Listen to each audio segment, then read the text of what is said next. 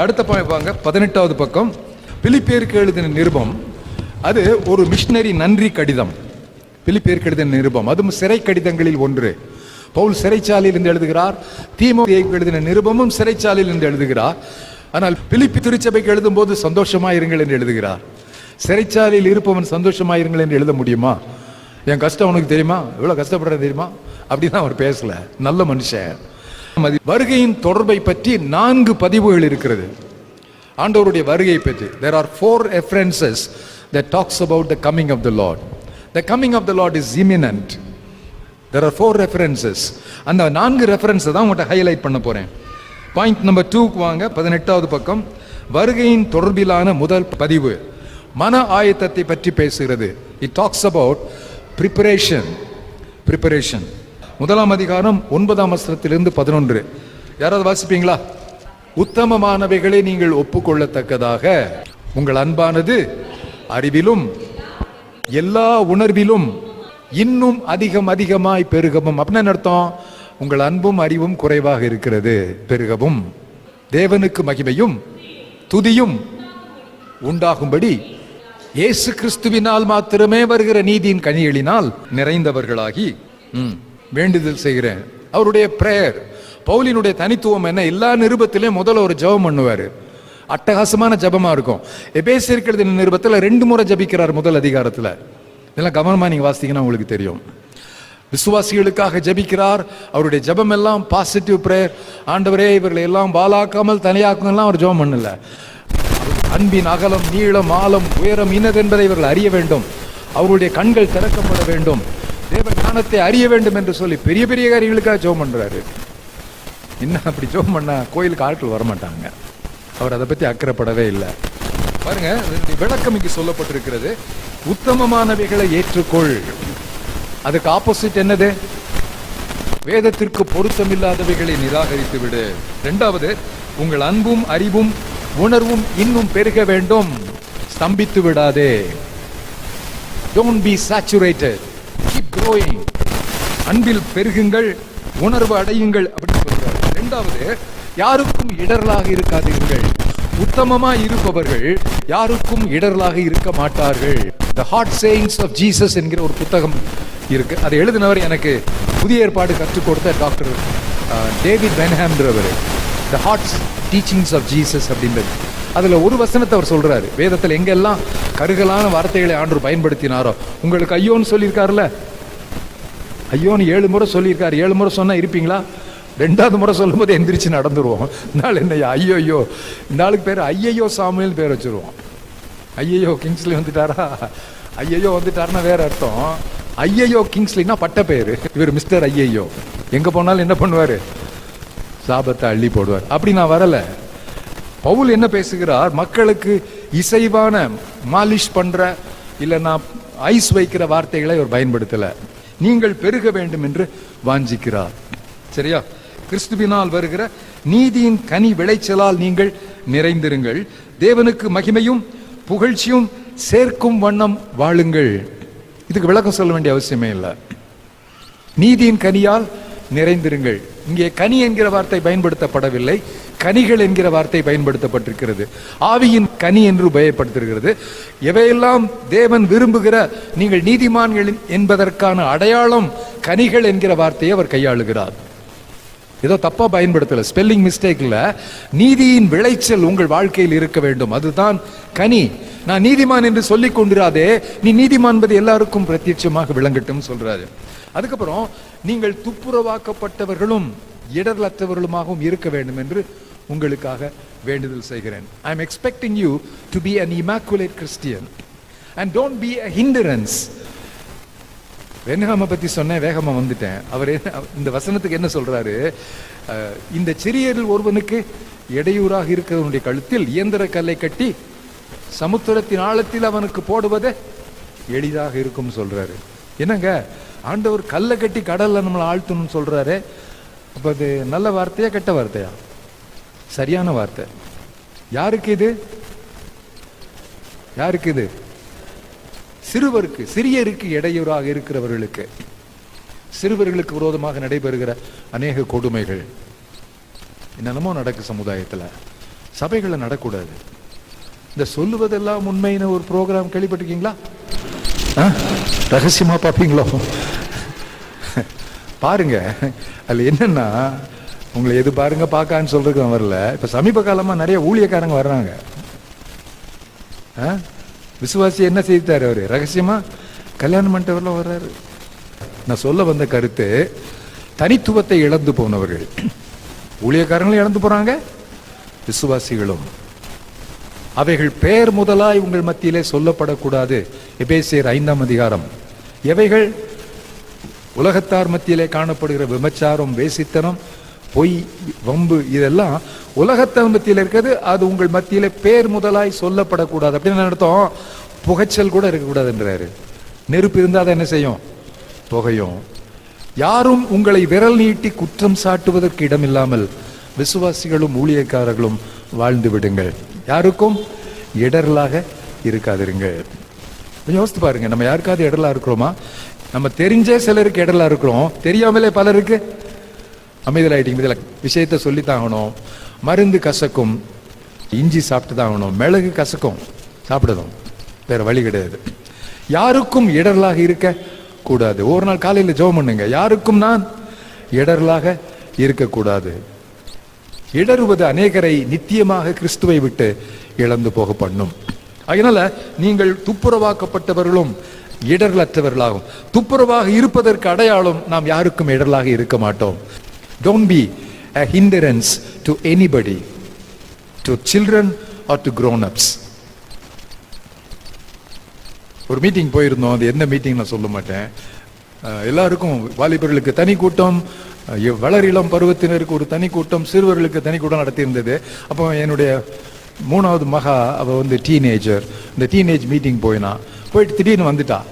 அப்பா என்ன மீட்டிங் அப்படின்னா, என்ன சொல்ல போறான்னுச்சா, அவங்க ஆண்டவரை பத்தி சொல்லி தெரியல, தமாஷ் பண்ணிட்டு இருக்கிறாங்க, போய் பாருங்க அப்படின்னா. என்ன மாறிட்டோம்? our meetings have become more of an entertainment. அந்த என்டர்டெயின்மெண்ட்ல என்ன கலந்துருக்கும்? வரம்பு மீறல் இருக்குமா? இருக்காதா? பொழுதுபோக்கு கிறிஸ்தவத்திலே வரம்பு மீறல்கள் இருக்கத்தான் செய்யும். நம்ம ரொம்ப எச்சரிக்கையா இருக்கணும். நம்முடைய church programs in no way be a hindrance. முந்தானத்தை ஃபோன் பண்ணாரு, எங்க பாஸ்டர் வாலிப பிள்ளைலாம் கூட்டிட்டு போய் டான்ஸ் ஆடுறாரு, அது எந்த கோயில், அதெல்லாம் உங்களுக்கு வேண்டாம், ஆட்டம் வேண்டான்றேன். உங்க பிள்ளைங்களை ஆடாம பாத்துக்குங்க. அது ஆடல் பாடல் அரங்கம் அல்ல, அபிநயம் செய்கிற இடமும் அல்ல. யாருக்கும் உங்கள் ஆடை இடரலாக இருக்க வேண்டாம். உங்கள் ஆட்டம் பாட்டமும் உங்கள் பாட்டும் கூத்தும் இடரலாக இருக்கவே வேண்டாம். எல்லாம் பரிசுத்த பயத்தோடு கண்ணியத்தோடு செய்யுங்க. அங்க இருக்கிறவர் பற்றி எரிகிற அக்கினியாக இருக்கிறார். அவர் அன்புள்ளவர், அதே நேரத்தில் அவர் பயங்கரமானவர். அன்புள்ளவர், பயங்கரமானவர். அதனால யாருக்கும் இடரலாக இருக்காதீங்கன்னு சொல்றாரு. வருகையின் பொருத்தத்தில் வாழ்வது என்றால் என்ன அர்த்தம்? Let us not be a hindrance to any new Christians or babies in Christ. அதை நம்ம ஞாபகத்தில் வைத்துக் கொள்ளணும். உத்தமமானவைகளை நாம் பற்றி கொள்ள வேண்டும் என்று பார்த்தோம். உணர்விலே நாம் பெருக வேண்டும், அறிவிலே பெருக வேண்டும். Let our love be on the increasing dimension. அவரை பற்றி அறிகிற அறிவு, வார்த்தையிலே நாம் பெருக வேண்டும். Let us grow in the knowledge of the glory of the Lord. அதை பார்த்தோம். இப்போ 3வது பாயிண்ட்க்கு வருவோம். 3வது பாயிண்ட்ல என்ன சொல்றாரு? மன நிறைவு. வருகைக்கு ஆயத்தமாக இருக்கிறவர்கள் மன நிறைவு உள்ளவர்களாக இருப்பார்கள். பிலிப்பியருக்கு எழுதின நிருபம் 2ஆம் அதிகாரம் 14 முதல் 18 வசனங்களை பாருங்கள். அதுல என்ன சொல்றாரு? நான் வீணாக ஓடினதும் இல்லை, வீணாக பிரயாசப்பட்டதும் இல்லை என்கிற மகிழ்ச்சி கிறிஸ்துவின் நாளில் எனக்கு உண்டாயிருப்பதற்கு ஜீவ வசனத்தை பிடித்து கொண்டு சுடர்களை போல பிரகாசிக்கிற நீங்கள். இங்க முக்கியமா பார்க்கறது என்னன்னா, நான் இந்த உலகத்துல நான் வீணாக வாழவில்லை என்கிற மனமகிழ்ச்சி எனக்கு இருக்கணும். I need to have a contentment that I never wasted my time, I never wasted my life, I never wastely invested all my capacities. உலகத்துக்காக நம்முடைய திறமைகளை எல்லாம் என்ன செய்யறோம்? மூலதனம் செய்கிறோம். ஒரு கட்டுரை வானமத்தில் எழுதியிருந்தேன். அது என்னன்னா, முதுமை காலத்தில் ஆண்டவருக்கு ஊழியம் செய்யலாமா? ஏன்னா அந்த மாதம் என் ஆஃபீஸ்க்கு ஒருத்தர் வந்தார், அவங்களுக்கு நான் ஊழியத்துக்கு ஹெல்ப் பண்ணலாம் இருக்கிறேன் அப்படின்னாரு. இப்போ ஆண்டவர் என்கிட்ட பேசினார், அதை வச்சு ஒரு கட்டுரை எழுதினேன். அவர்கிட்ட போய் முகத்தில் நான் சொல்லலை. அதாவது உலகத்துக்கு நம்முடைய திறன்கள், நம்முடைய பலன் எல்லாத்தையும் கொடுத்துட்டு எல்லாம் முடிஞ்ச பிறகு என்ன செய்யணும்னு விரும்புகிறோம்? ஆண்டவருக்கு எதை கொடுக்கணும்? த ஃபர்ஸ்ட் பெஸ்ட் இல்லையா? ஆபேல் காணிக்கைக்கும் காயின் காணிக்கைக்குள்ள வித்தியாசம் என்ன? ஆபேல் he brought the first, he brought the best. ஆண்டவர் விரும்புவது மிகச்சிறந்தது. the first and the best. தேவனுக்கு சிறந்ததை கொடுக்க வேண்டும், எதையாகிலும் கொடுப்பது என்பது அல்ல. அப்போ அவர் எனக்கு கொடுத்த ஓட்டத்தை, நான் பந்தய பொருளை அடைவதற்கு நான் ஓடிக்கொண்டிருக்கிறேன். பவுலினுடைய ஆசை என்ன திரும்ப திரும்ப சொல்றாரு, நான் வீணாக ஓடினதும் இல்லை, வீணாக பிரயாசப்பட்டதும் இல்லை என்கிற மகிழ்ச்சி. 1 கொரிந்தியர் 9ஆம் அதிகாரத்தில் நான் ஆகாயத்தில் சிலம்பம் பண்ணுகிறவனாக இருக்க மாட்டேன், நான் என்ன செய்ய போறேன்? பரிசு பொருளை நோக்கி அநேகர் ஓடுவார்கள், நான் பெற்றுக்கொள்வதற்காக ஓடுகிறேன். பிலிப்பியர்கள் 3ஆம் அதிகாரத்தில் ஒன்று செய்கிறேன், பின்னானவைகளை மறந்து முன்னானவைகளை நாக்கி எனக்கு நியமித்திருக்கிற ஓட்டத்தில் பொறுமையோடு ஓடுகிறேன். I press on, pressing on, I persevere in my running race. நான் ஓடிக்கொண்டே இருக்கிறேன். I never slept nor slumbered. நான் ஓடிக்கொண்டே இருக்க போகிறேன். தேவன் அழைத்த பரம அழைப்பின் பந்தய பொருளுக்காக லக்கை நோக்கி ஆசையாய் தொடருகிறேன். இது ஒரு கசப்பான வாழ்க்கை அல்ல, ஆசையான ஒரு வாழ்க்கை. இதை நம்ம செய்யறதுக்கு ஆண்டவர் அழைக்கிறார். நான் வீணாக ஓடியதும், அதற்கு என்ன வசனம் சொல்றாரு? நல் விருப்பத்தையும் செய்கையையும் உங்களில் கட்டளையிடுகிறார். விருப்பத்தை தருகிறார். இந்த விருப்பத்தை நிறைவேற்றுவதற்கு எனக்கு ஆற்றல் வேண்டும் என்று அவரிடத்திலே போக சொல்லுகிறார். அதை செயல்படுத்துவதற்கும் எனக்கு ஒத்தாசை புரிகிறார். அந்த வசனத்தை பார்த்தீங்கன்னா தெரியும். நல் விருப்பத்தையும் செய்கையையும், both to will and to act, to desire and to fulfill, to will and to act. தேவனுக்காக ஒன்றை செய்ய வேண்டும் என்கிற ஆசையை கொடுக்கிறார், சித்தத்தை கொடுக்கிறார், தெளிவான அழைப்பை கொடுக்கிறார், அதை நிறைவேற்றுவதற்கு கொடுக்கிறார். நான் சொல்ல உங்களுக்கு புரியுதா? பவுல் சொல்வாரு 2 கொரிந்தியர் 3ஆம் அதிகாரத்தில், இந்த கனமான ஊழியத்திற்கு ஒருவனும் தகுதியுடையவன் அல்ல. No one is equal to the task. ஆகையினால் அவர் நம்மை தகுதிப்படுத்துகிறவர். இந்த தகுதி கிறிஸ்துவினால் உண்டாயிருக்கிறதுன்னு சொல்வார். No one is adequate to the task. My adequacy comes from God. No one is equal to the task. தேவனுடைய ஊழியத்திற்கு எவனும் தகுதி உடையவன் அல்ல. தகுதியின் அடிப்படையில் யாரையும் ஆண்டவர் கூப்பிடுவதில்லை, கீழ்ப்படுகிறவர்களை தகுதிப்படுத்துகிறார். யாராவது அழைப்பு பெற்று நான் ஒன்றும் இல்லை, மண் மரம் குப்பை ஜோமன் நம்ம இப்படி சொல்லுவோம். யாராவது உங்களை மண்ணு மரம்னு சொல்லிட்டா என்ன பண்ணிடுவோம்? ரணகளமாயிரும். ஆண்டோட்ட போய் பொய்யை விடுறது, நான் ஒன்றும் இல்லை, மண் குப்பை குப்பை குப்பைன்றது. எவனா பக்கத்தில், ஏ குப்பை இங்கே பாரு, ஏ குப்பை பாட்டு பாடு, ஏ குப்பை வசனத்தை கழிஞ்சோன்னு எப்படி இருக்கும் உங்களுக்கு? இப்படி கண்ணு 2 வெளியில் வந்துடும். அது யார் போய் கேட்ச் பிடிக்கிறதுன்னு தெரியல. இது கிரிக்கெட் காலம். நல் விருப்பத்தையும் செய்கையும் கட்டளையிடுகிறவராக இருக்கிறார். both to will and to act he gives me the adequacy and the capacity. எதுக்காக இந்த வச்சிருக்கிறாரு? நான் திரும்ப திரும்ப அவர்கிட்ட போகணும்னு விரும்புகிறாரு. இந்த கடினமான காலத்தில், இந்த கடைசி காலத்தில், விசுவாசிகளும் விசுவாசத்திலே வீழ்ச்சி பெறுகிற காலத்தில், விசுவாசிகளை காண்பதற்கு அரிதான காலத்தில், நாங்கள் விசுவாசத்தை இழந்து போகாமல் இருப்பதற்கு மீண்டும் மீண்டும் உம்மிடத்தில் வருகிறேன். 4வது பதிவு, வருகையின் பொருத்தத்தில். We need to have a sense of contentment, but also we need to have a sense of expectation. 3ஆம் அதிகாரம் 12ஆம் வசனத்திலிருந்து அதில் சொல்லப்பட்டிருக்கிறது. அதில் என்ன சொல்றாரு? நான் அடைந்தாயிற்று, முற்றிலும் தேறினவனானே. நிறைய விசுவாசிகளுக்கு கொஞ்சம் பிரசங்கம் பண்ண தெரிஞ்சுன்னா பாஸ்டர் ஆயிடுறாங்க. பாஸ்டருக்கு என்ன தெரியணும்? பாட்டு பாட தெரியணும், அப்புறம் நல்ல சத்தமாக ஜெபம் பண்ணணும், வாக்குத்தத்தங்களை பாராமல் அள்ளி போட தெரியணும், அதுக்கப்புறம் ஒரு குட்டி பிரசங்கம். நீங்கள் எந்த சபைக்கு போனீங்க அந்த பிரசங்காருடைய பிரசங்கத்தெல்லாம் கேட்டு நோட்ஸ் எடுத்து வச்சிங்கன்னா மனப்பாடம் பண்ணிடலாம். ஒரு 5 பிரசங்கம் இருந்தால் போதும், உலகத்தை ஆட்டி படைக்கிறவங்களாம் நான் பார்த்துருக்கேன். எனக்கு ஒரு நண்பர் தெரியும், அவருடைய பைபிளை திறந்தீங்கன்னா ஒரு 5 அவுட்லைன் வச்சுருப்பார். அது அப்படியே காஞ்சி கந்தலாக இருக்கும். ஏன்னா பல முறை யூஸ் பண்ணிட்டாரு, அதை காப்பி கூட அவர் எடுக்கலை.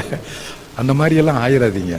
நான் அடைந்தாயிற்று தேறினவனானேன் என்பதல்ல. என்ன சொல்றாரு? எதற்காக பிடிக்கப்பட்டேனோ, பிடிக்கப்பட்டதின் நோக்கத்தை நான் பறிகொடுத்து விடக்கூடாது. Be clear about the purpose for which you have been caught. எதனால் பிடிக்கப்பட்டேனோ? The Lord called you from darkness to the marvelous light, from the rule of the enemy to the rule of the light, the kingdom of God. அதற்குள் நம்மை வரவழைத்திருக்கிறார். நான் எதற்காக பிடிக்கப்பட்டேனோ அதை அடைவதற்காக நான் லக்கை நோக்கி தொடர்கிறேன். அதில் மிக முக்கியமாக நான் வலியுறுத்த வரும்போது, வருகைக்கான அடையாளம் என்ன தெரியுமா? நம்ம இந்த வாசித்த பகுதியில் எல்லாம் அந்த நாள்ன்ற வார்த்தை வருது. சரிதானா? இந்த வசனத்தை நீங்க பாருங்க, 19ஆம் வசனமா, வேறு விதமாய் சிந்திக்கிறார்கள். தேவனுடைய சித்தத்தை நிறைவேற்ற வேண்டும் என்று வேதம் கற்றுக் கொடுக்க சீடத்துவத்தின் பயிற்சியிலே திரும்ப திரும்ப இன்றைக்கு வலியுறுத்தப்பட்டது என்ன? மனம் போல வாழ்ந்து விட முடியாது. தேவன் எனக்கென்று வைத்திருக்கும் நோக்கத்தை நிறைவேற்றுவதற்காகவே நான் பிடிக்கப்பட்டேன். சிலர் வேறு விதமாய் சிந்திக்கிறார்கள். யார் அவங்க? அவங்களை எப்படி ஐடென்டிஃபை பண்றதுன்னு ஒரு லிஸ்ட் கொடுக்கிறாரு. வாசிங்க. They are the enemies of the cross. கடினமான வார்த்தையை பயன்படுத்துகிறார். ஆண்டவருக்கு சிநேகிதர்கள் என்று நினைத்துக் கொண்டிருக்கிறார்கள். They are the enemies of the cross. சிலுவைக்கு பயங்கர் என்று அநேகம் தரம் சொன்னேன், இப்பொழுதும் கண்ணீரோடு சொல்லுகிறேன். He was quite shocked. He was quite shocked. கூட இருக்கிற விசுவாச கூட்டத்தில் இருக்கிற அநேகர் சிலுவைக்கு பயங்கராக மாறிவிட்டார்கள். உங்க கூட இருக்கிற நிறைய பேர் ஆண்டவர் விசுவாசத்தை விட்டுட்டாங்க தெரியுமா? ஊழியத்துக்கு ஒப்பு கொடுத்தவங்களை நிறைய பேர் என் கூட ஊழியத்துக்கு வரல. என்னுடைய கால பருவத்தில் ஆண்டவரை ஏற்றுக்கொண்ட அநேகர் விசுவாசத்தையே விட்டுட்டு போயிட்டாங்க. கடைசி வரைக்கும் நிறைய பேர் போராடுவது இல்லை. அவர்களை எப்படி அடையாளம் காண்பது? ஆண்டவரை தேடினவர்கள் அழிவை தேடிக் கொள்கிறார்கள். Their end is their destruction. Number 1. Their God is their appetite. அவர்கள் எதையெல்லாம் தங்களை திருப்திப்படுத்துகிறதோ அதை வணங்குவார்கள். ஆண்டவரை வணங்க மாட்டாங்க. Anything that satisfies them, that becomes their God. அவருடைய தெய்வம் அவருடைய வயிறு. ஆங்கில வேதாகமத்தில் பெல்லின்னு சில இடத்துல போட்டிருக்குது, சிலதில் அவங்களுடைய ஆசைன்னு போட்டிருக்கு, appetite. தமிழ்ல தெய்வம் வயிறுன்னு போட்டிருக்குது. தெய்வஸ்தானத்தில் எதை வைக்கிறார்கள்? அவர்களை திருப்திப்படுத்துகிற உணர்வுகள், தி அப்சஷன் ஃபார் த டெம்பரரி, இதை வைக்கிறாங்க. தொடர்ந்து வாசிங்க. அவர்களுடைய பார்வையில் மகிமை என்று சொல்லுவது தேவனின் பார்வையில் அவலட்சணமானது. லட்சணம் அர்த்தம் அருவருப்பானது. எனிதிங் தட் காட் abhors, தேவன் அருவருக்கிறவைகள் அவர்களுக்கு பிரியமா இருக்கிறது.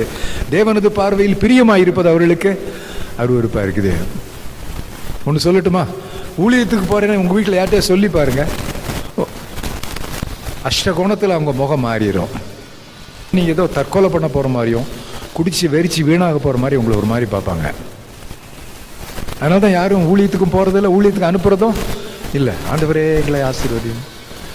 குழந்தை பிறக்கிற வரைக்கும் ஜெபம் பண்ணுவாங்க. எப்படி ஜெபம் பண்ணுவாங்க? ஆண்டவரே எனக்கு ஒரு பையனை கொடுத்தால். அதுவும் ரொம்ப புத்திசாலித்தனமாக கேட்கறது. பொண்ணு பிள்ளையை கொடுத்துடாதீங்க, கேட்குறேன் பையனை கொடுங்க. அவரை உமது ஊழியத்துக்கு அனுப்புவேன். விக்டர் மனோகரன் ஒருத்தர் சென்னையில் இருந்தார், ஒரு நல்ல தேவனுடைய மனுஷன், YFC நேஷனல் டைரக்டராக இருந்தார். அவர் சொல்லுவார், 5 வருஷம் குழந்தை பிறக்கலன்னா அதுக்கு ஐசக்னு பேர் வைப்பாங்களாம், 10 வருஷம் பிறக்கலன்னா அதுக்கு சாமுவேல்னு பேர் வைப்பாங்களாம். எல்லாம் உங்களுக்கு தெரியல? நான் உடனே கேட்டுருவேன், யாருக்காவது சாமுவேல்னு பேர் வச்சா, ஐசக்னு பேர் வச்சா நீங்கள் ரொம்ப தாமதமாக பிறந்தீங்களா அப்படின்னு சும்மா விளையாட்டுக்கு நான் கேட்பேன். அவர் ரொம்ப சிரிப்பாக சொல்ல, ஏன் தெரியுமா? அவருக்கு ரொம்ப வருஷம் கழிச்சு தான் பிள்ளை பிறந்தான், அதுக்கு ஈசாக்குன்னு பேர் வச்சிருக்காரு. அதையும் சொல்லியிருப்பார் அவர். தாமதமாக பிறக்கும் போது என்ன கேட்பாங்க? ஆண்டவரே எனக்கு ஒரு ஆண் பிள்ளையை கொடுத்தால் அவரை ஊழியத்துக்கு அனுப்புவேன். அதே மாதிரி கோயிலுக்கு போனேன்னா செக்ஸ்டன் இருப்பார் இல்லையா, உங்கள் ஊரில் கோயில் கூட்டியே என்ன சொல்லுவீங்க அவரை? நம்ம அந்த பேரெல்லாம் மாற்றணும். நீங்கள் MNC போய் போனீங்கன்னா 5000 ரூபாய் வாங்கினாலும் உங்களுக்கு பேர் எக்ஸிக்யூட்டிவ். என்ன பேர்? எக்ஸிக்யூட்டிவ். அவருக்கும் எக்ஸிக்யூட்டிவ்னு வச்சுருவோமே, சர்ச் எக்ஸிக்யூட்டிவ். தப்பு இல்லையே? என்னன்னு சொல்லிடாதீங்க அவரை. கோயில் கூட்டினான்னு அர்த்தம் தொடப்பமா கைமா அலப்பா வேற ஒன்றும் செஞ்சிடாதுன்னு அர்த்தம். They are executives. நான் போய் கேட்பேன், இங்கே யாராவது சாமுவேல்னு யாரும் வளர்றாங்களான்னு கேட்பேன். கோயிலில் சாமுவேல்னு யாரும் வளர்றாங்களா? ஏன் கேட்டேன் இந்த கேள்வியை? அண்ணா என்ன பண்ணா? ஆண்டோட்ட வாக்கு கொடுத்த மாதிரி என்ன பண்ணா? அந்த பையனை கொண்டு வந்து, எப்பா நீ கோயில் மணி, கோயில் பிள்ளை, கோயிலுக்குள்ளேயே இரு அப்படின்னு யார்கிட்ட கொடுத்துட்டு போயிட்டா. அப்போ தான் கேட்பேன், யாராவது இங்கே சாமுவேல்னு வளர்றாங்களான்னு கேட்பேன். சாமுவேலாவது கத்திரிக்காயாவது ஒத்துன்னு இல்லை. ஏலி தாத்தா தான் நிறைய பேர் இருக்காங்க, சாமுவேலை தான் காண முடியல. கதை புரியுதா புரியலையா? ஏன்னா ஆண்டவருக்கு பிரியம் செய்வது யாருக்குமே பிரியம் இல்லை. இந்த ஒரு வரி எழுதிக்கங்க, இதான் பஞ்ச் டயலாக் இன்னைக்கு. ஆண்டவர் பிரியம் செய்வது யாருக்கும் பிரியமில்லை. அவர் சொல்றாரு, நான் வீணாக ஓடினதும் வீணாக பிரயாசப்பட்டதும் இல்லை என்கிற மகிழ்ச்சி. இங்கே என்ன சொல்றாரு? அவருடைய தெய்வம் அவருடைய வயிறு. அவர் பூமிக்கு அடுத்தவைகளை சிந்திக்கிறார்கள். ஆனால் நம்முடைய குடியிருப்போ பரலோகத்தில் இருக்கிறது. அங்கே இருந்து கர்த்தராகிய கிறிஸ்து எனும் இரட்சகர் வர எதிர்பார்த்து கொண்டிருக்கிறோம், ஆவலாய் காத்திருக்கிறோம். அவர் வரும்போது என்ன பண்ணுவாராம்? தமது வல்லமையான செயலின்படி அற்பமான சரீரத்தை மறுரூபமாக்குவார். ஆண்டவர் ஏற்றுக்கொண்ட பிறகு தொடங்குகின்ற மறுரூபம் வருகை வரைக்கும் தொடர்கிறது. 5வது வசனம், ஆன்டிசிபேஷன், வருகையின் எதிர்பார்ப்பு. கர்த்தர் சீக்கிரமாய் வருகிறார். நீங்கள் ஒன்றை குறித்தும் கவலைப்படாதிருங்கள், எல்லாவற்றையும் குறித்து ஸ்தோத்திரத்தோட கூடிய விண்ணப்பத்தினால் தேவனுக்கு தெரியப்படுத்துங்கள். புத்தி கெட்டாத தேவ சமாதானம் உங்கள் இருதயத்தையும் சிந்தையையும் காத்துக்கொள்ளும். உங்கள் சிந்தையை காத்துக்கொண்டால் உண்மை உள்ளவை இளைவைகளோ, ஒழுக்கம் உள்ளவை இளைவைகளோ, நற்கீர்த்தி உள்ள இளைவைகளோ, புண்ணியம் எதுவோ, புகழ் எதுவோ அவைகளே சிந்திப்பீர்கள். Your thought will undergo a radical change. Your attitude will undergo a radical change. உங்கள் மனம் புதிதாகிறதினால் உங்கள் சிந்தனை மாறும், உங்கள் எதிர்பார்ப்பு மாறும், உங்கள் கனவுகள் மாறும். இதைத்தான் அந்த 4ஆம் அதிகாரம் 4ஆம் வசனத்திலிருந்து சொல்றார். கிறிஸ்து சமீபமாயிருக்கிறார். 4 முறையும் கிறிஸ்து வருகிறார், சமீபமாயிருக்கிறார். அப்போ வருகையின் பொருத்தத்தில் வாழுவது பிலிப்பிய திருச்சபைக்கு அவர் மிக அழகாக சொல்லியிருக்கிறார். நாம் வருகையை எதிர்பார்த்து வாழ்ந்து கொண்டிருக்கிறோமா? இந்த சத்தியத்தின் அடிப்படையில் நான் அவர் வருகையின் பொருத்தத்தில் தான் வாழ்ந்து கொண்டிருக்கிறேன்னா, வர்றாருன்னு யோசித்துக்கிட்டு வித்தியாசமான டைரக்ஷனில் போயிட்டு இருக்கிறேன்னா, எதற்காக பிடிக்கப்பட்டோமோ அதை நம்ம என்ன செய்வோம்? எழுப்பி நிற்பீங்களா? ஒரு சின்ன ஜெபம். ஆண்டவர்கிட்ட பேசலாமா? ஆண்டவரே, வருகையின் புரிதலில் எனக்கு ஏதாவது திருத்தங்கள் தேவையா? Lord, do you want me to have correction in my understanding of the glorious return of the Lord? Am I more confused than clarified? வேதத்தை படிக்காமலே சில விளக்கங்களை கேட்டுக்கொண்டு, சில மனிதர்கள் பேசுகின்ற செய்திகளை கேட்டுக்கொண்டே வருகையை பற்றி என்னுடைய அபிப்பிராயங்களை நான் மாற்றிக்கொண்டே இருக்கிறேனா? வருகையை சந்திப்பதற்கு நான் ஆயத்தம் தானா? வருகைக்கு பொருத்தமான கலாச்சாரத்தோடு நான் வாழ்ந்து கொண்டிருக்கிறேனா? என்னுடைய தனித்துவத்தை நான் ஏற்படுத்துகிறேனா? அழைக்கப்பட்ட பரம அழைப்பின் பந்தய பொருளுக்காக ஓடிக்கொண்டிருக்கிறேனா? நல் விருப்பத்தை தந்தவருக்காக நற்செயலை செய்து கொண்டிருக்கிறேனா? உலகம் எனக்கு பாத்திரமாகிவிட்டதா? உலகத்தின் போங்கில் திசை மாறி போய்விட்டேனா? ஆண்டவரே, நீர் எனக்கு உதவி செய்யும். உம்முடைய வேதத்தின்படி நடக்கிற உத்தம மார்க்கத்தாரை மாத்திரமே நீர் பாக்கியவான்கள் என்று சொன்னீர். அந்த பாக்கிய நிலைமைக்கு என்னை நீர் உயர்த்தும். ஒரு சின்ன ஜபத்தை செய்யுங்க பார்க்கலாம். நான் வாழும் உலகத்தில் நான் வருகையின் பொருத்தத்தில் வாழுகிறேன். இம்மையை ஆதாயப்படுத்திக் கொள்வதற்கல்ல, என்னால் இழக்கக்கூடாத நித்தியத்திற்காகவே நான் இயேசுவை பின்பற்றுகிறேன் என்பதை நிலைநாட்டுவதற்கு எனக்கு கிருபை செய்யும். வெளிச்சம் தாரும், உணர்வு தாரும், மதிமயக்கம் நீக்கும், தெளிந்த புத்தியை எனக்குள்ளாக ஏற்படுத்தும். இயேசுவின் நாமத்தில் ஜெபிக்கிறோம் பிதாவே, ஆமென். தேவாவியால் தூண்டப்பட்டவர் அனலான மக்கள், மீட்பர் இயேசுவின் சிநேகமானவர் அனலான மக்கள், தேவ கட்டளை கீழ்ப்படிந்தவர் அனலான மக்கள், வானளாவிய காட்சி பெற்றவர் அனலான மக்கள். அபாகா அபாகா அபாகா.